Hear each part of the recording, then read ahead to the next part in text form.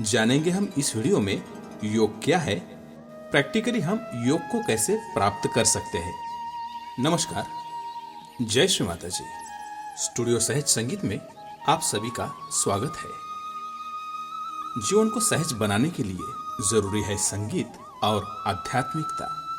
तो चलिए विश्व के इस आध्यात्मिक दौर में आज दुनिया भर में, विश्व भर में जहां देखो वहां योग की बात चल रही है। योग, ध्यान, मेडिटेशन की बात चल रही है। जानेंगे हम इस वीडियो में योग क्या है, प्रैक्टिकली हम योग को कैसे प्राप्त कर सकते हैं। मानव और मानव जीवन का यह सफर निरंतर कुछ न कुछ खोज में ही रहता है। सुख की खोज और दुख से छुटकारा, यही मानव की खोज का मूलभूत आधार रहा है। जीवन की इस क्षणभंगुरता को नित्य निरानंद में परिवर्तित करने के लिए हमेशा मानव प्रयत्नशील रहा है।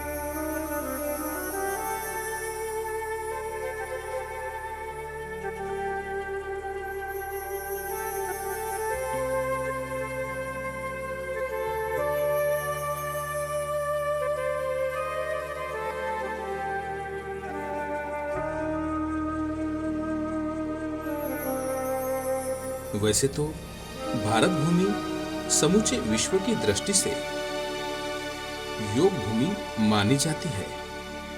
इस भारतवर्ष में कई संत, अवतार और महापुरुषों ने जन्म लिए। मोको कहाँ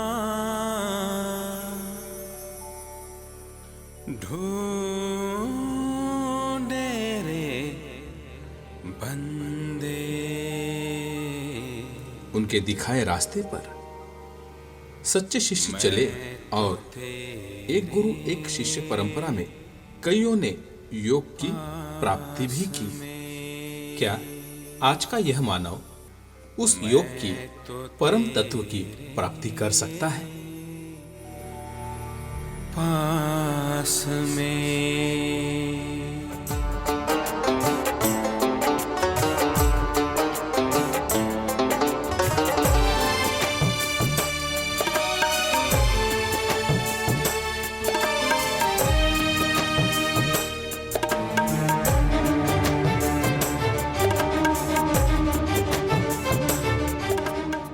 चलिए जानते हैं किस तरह से योग को प्राप्त कर सकते हैं।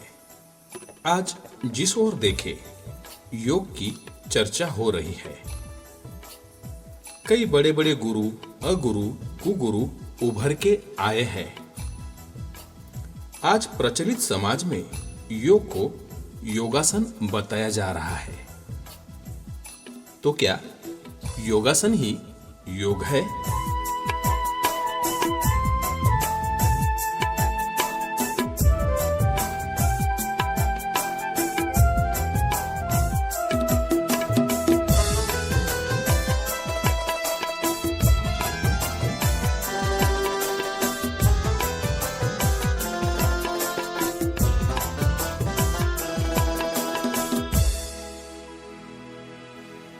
क्या इन आसनों की मदद से आज के इस युग में परम तत्व का ज्ञान मिल सकता है?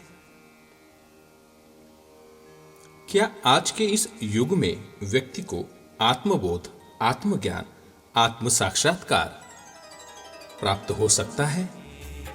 मोको कहाँ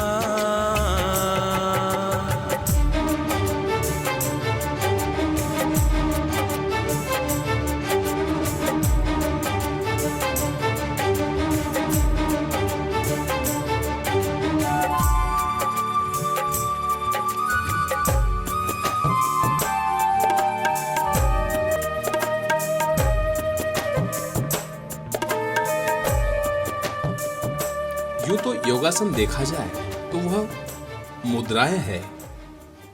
शायद इन आसनों से योग प्राप्त होने में कई साल, कई शतक लग जाए। वह ऋतुभरा प्रज्ञा, अनादि परमपिता परमात्मा, वे तो पहले भी मौजूद थे और आज भी है। बस उन्हें पाने की चाहत और सही रास्ते की आवश्यकता होती है। जैसे उस दिव्य ज्ञान को कई संतों ने पाया। संत कबीर, संत तुकाराम, संत ज्ञानेश्वर, संत सोपानदेव, संत नामदेव, संत मीराबाई, संत जनाबाई, इन कई सारे संतों ने उस दिव्य ज्ञान को प्राप्त किया, योग को प्राप्त किया।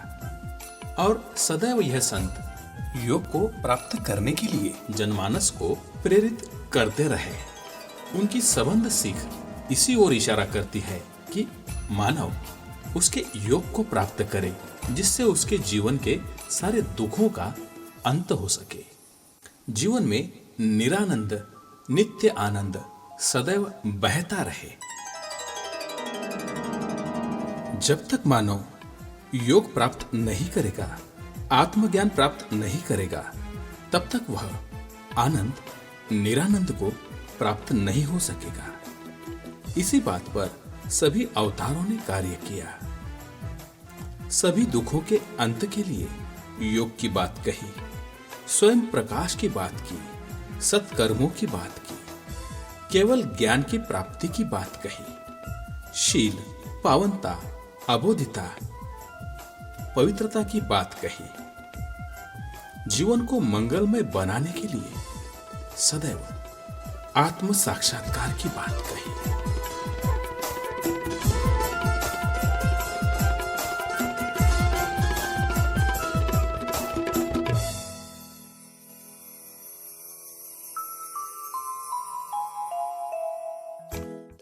वे तो परमपिता देने के लिए ही बैठे हैं। जैसे हम मांग करते हैं वे दे ही देते हैं। शबरी ने विश्वास के साथ प्रभु श्री राम के दर्शन की चाहत की और प्रभु श्री राम चले आए। निस्सीम श्रद्धा और विश्वास के साथ द्रौपदी ने श्री कृष्ण को पुकारा और श्री कृष्ण चले आए। छत्रपति शिवाजी महाराज, जिन्होंने मां भवानी को श्रद्धापूर्वक पुकारा, पूजन किया, मां भवानी उनको प्रसन्न हुई। बुद्ध और महावीर जी ने केवल संबोधि प्राप्ति की बात कही, केवल बुद्धत्व प्राप्ति की बात कही। दृढ़ निश्चय के साथ तपस्या की, बुद्धत्व प्राप्त किया, कैवल्य ज्ञान प्राप्त किया। सभी अवतारों ने स्वयं का ज्ञान प्राप्त करने की बात कही, मध्यम मार्ग पर आने की बात कही, आत्मज्ञान, योग, आत्म साक्षात्कार प्राप्त करने की बात कही। क्या आज के इस आधुनिक युग में योग को प्राप्त किया जा सकता है? क्या आत्म साक्षात्कार, आत्मबोध पाया जा सकता है? जी हां, 100% योग को प्राप्त करने का आज तरीका, रास्ता उपलब्ध है। परम पूज्य आदिशक्ति श्री माताजी निर्मला देवी की परम कृपा में हम योग को, आत्म साक्षात्कार को प्राप्त कर सकते हैं और यह आत्म साक्षात्कार हम दूसरों को भी दे सकते हैं। जैसे एक दिए से अनेक दिए जलाए जा सकते हैं, एक मोमबत्ती से हजारों मोमबत्तियां प्रकाशित की जा सकती है। ठीक उसी तरह परम पूज्य श्री माता जी निर्मला देवी जी की परम कृपा में आत्म साक्षात्कार का यह ज्ञान प्राप्त भी किया जा सकता है और दूसरों को दिया भी जा सकता है। आत्म साक्षात्कार का यह ज्ञान, योग का यह ज्ञान पूरी तरह से वैज्ञानिक आधार पर प्रूफ किया जा सकता है। तो आइए जानते हैं प्रैक्टिकली हम योग को कैसे प्राप्त कर सकते हैं।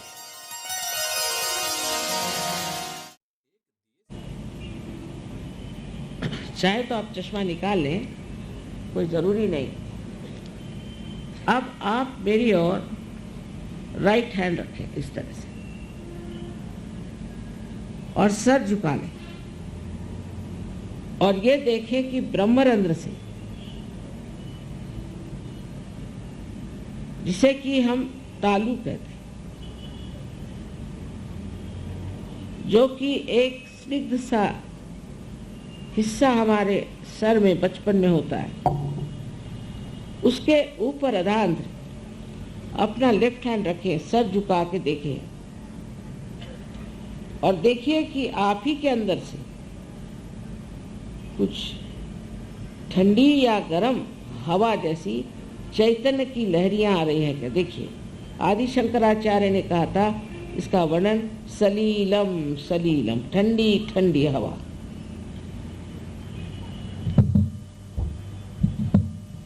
आशा आपने जूते उतार लिए होंगे और जो लोग कुर्सियों पे बैठे हैं दोनों पैर अलग कर लें, बाकी सब ठीक है। अब देखिए आ रहा है क्या चैतन्य का प्रवाह, आप ही के सर से आ रहा है क्या। अब शंका मत करिए ठंडा या गरम। अगर गरम है तो इसका मतलब है कि आपने अपने को क्षमा नहीं की या दूसरों को क्षमा नहीं की, तो अभी कृपया आप क्षमा करिए। किसी किसी को दूर तक आता है, किसी को नजदीक आता है, पर सर को छूते हुए हाथ मत रखिए, ऊपर। अब आप लेफ्ट हैंड मेरी ओर और फिर से सर झुका के राइट हैंड से देखें कि आपके तालु भाग से कुछ ठंडी या गरम गरम हवा आ रही है। मुझे तो लगता है, बहुतों को ये लगता है कि आप दोषी हैं, इसलिए भी गरम हवा आ रही है। कृपया ये सोचना बंद करिए।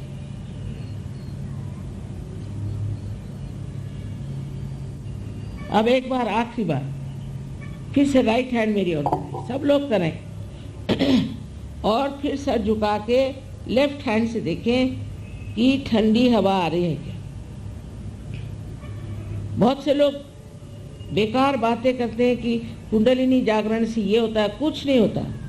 आराम मिलता है, तकलीफें जाती हैं, बीमारियां जाती हैं, मानसिक शांति मिलती है, अनेक विध शक्तियां जागृत होती हैं। ये सब इसलिए कहते हैं क्योंकि उनको जागृति आती नहीं है।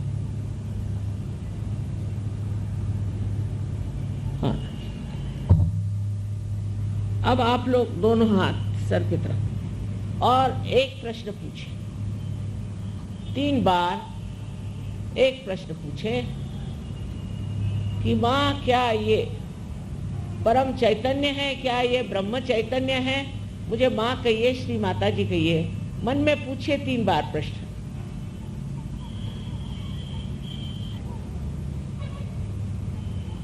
अब हाथ नीचे ले लीजिए।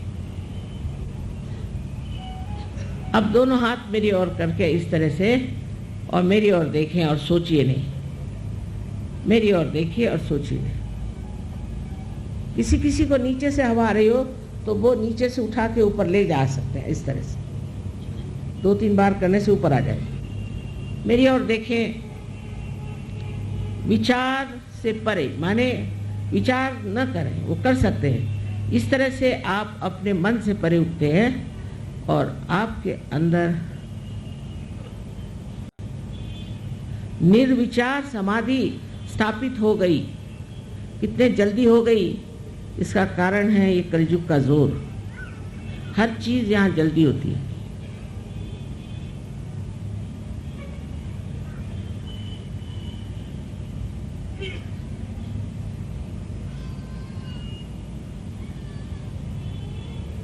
अब देख लीजिए, कोई पेड़ हिल नहीं रहा, कोई फूल हिल नहीं रहा, लेकिन ठंडी हवा आ रही।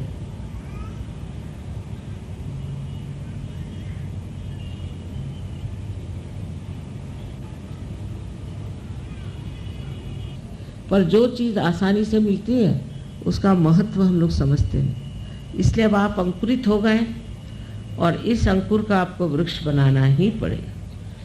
यह आपका कर्तव्य है अपने प्रति। और जब ये बनेगा तो आप भी हजारों को ठीक कर सकते हैं, यहाँ की दुर्दशा ठीक कर सकते हैं, सब में परिवर्तन ला सकते हैं। ये आपकी जिम्मेदारी हो जाती है। आप सबको मेरा अनंत आशीर्वाद, अनंत आशीर्वाद।